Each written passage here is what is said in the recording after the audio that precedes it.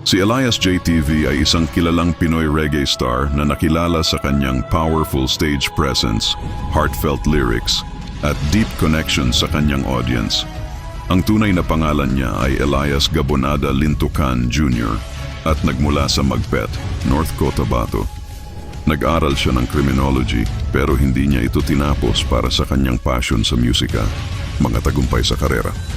Nagsimula ang kanyang career sa pamamagitan ng pagpo-post ng mga nire-record na covers at ilang original songs sa social media. Nakilala siya sa kanyang reggae rendition ng Bolivia's Rhythm na nakakuha ng mahigit 5 million views sa YouTube. Nakagawa siya ng mga madamdaming reggae anthem kasama ang Kalumad Band na tumatalakay sa mga kwento ng pag-ibig, healing, pag-asa at cultural pride. Magkakaroon siya ng US tour sa September 2025 na magsisimula sa Hawaii at magtatapos sa mga lungsod tulad ng San Francisco, Los Angeles at Houston. Mayroon siyang live-in partner na si Abigail Abby Cariquitan at may anak sila. Nakaranas siya ng mga kontrobersya tungkol sa kanyang relasyon kay Abby at sa kanyang manager na si Beverly Labad-Labad. Pero ipinahayag niya na ang kanyang relasyon kay Beverly ay strictly professional. Ipinakita niya ang kanyang suporta kay Abby at ang kanilang anak at hiniling sa publiko na respetuhin ang kanilang pribadong buhay. Si Elias JTV ay isang kilalang Pinoy reggae star na may mga natatanging talento at katangian. Narito ang ilang masasabi tungkol sa kanya. Makulay at makahulugan ang musika. Ang kanyang mga awitin ay puno ng kulay at pagkamalikhain na nakakaengganyo sa mga tagapakinig. May malalim na koneksyon sa audience. Nakikita ang kanyang pagmamahal at dedikasyon sa musika na nakakapagbigay ng inspirasyon sa mga tagahanga niya. Matatag at determinado, nakamit niya ang tagumpay bilang isang reggae artist sa kabila ng mga pagsubok at kontrobersya. May mga natatanging personalidad. Si Elias JTV ay may mga natatanging personalidad at estilo na nakakapagbigay ng interes at saya sa mga tagahanga niya. Suporta sa pamilya. Ipinakita niya ang kanyang suporta sa kanyang partner na si Abby at sa kanilang anak na nakakapagbigay ng inspirasyon sa mga tagahanga niya. Sa pangkalahatan, si Elias JTV ay isang masiglang personalidad sa musika na may mga natatanging talento at katangian. Ang kanyang mga awitin at pagtatanghal ay nakakapagbigay ng saya at inspirasyon sa mga tagahanga niya.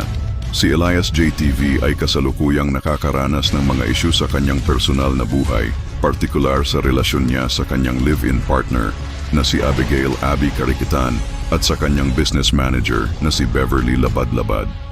Narito ang mga detalye, selos at hindi pagkakaunawaan.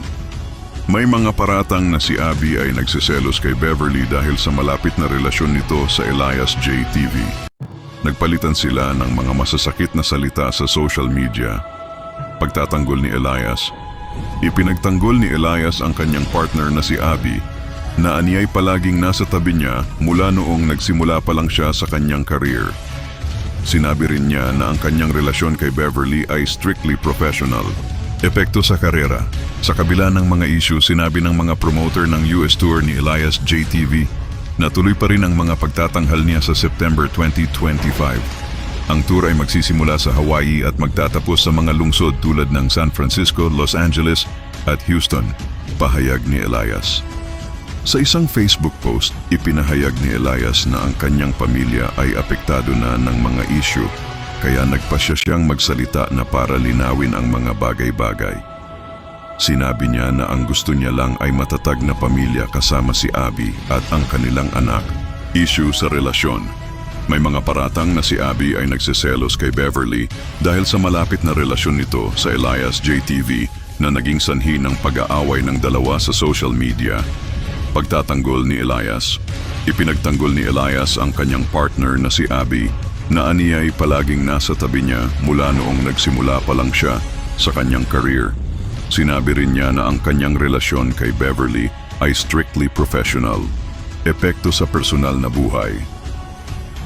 Ayon kay Elias, ang kanyang pamilya ay apektado na ng mga isyu, kaya nagpasya siyang magsalita na para linawin ang mga bagay-bagay.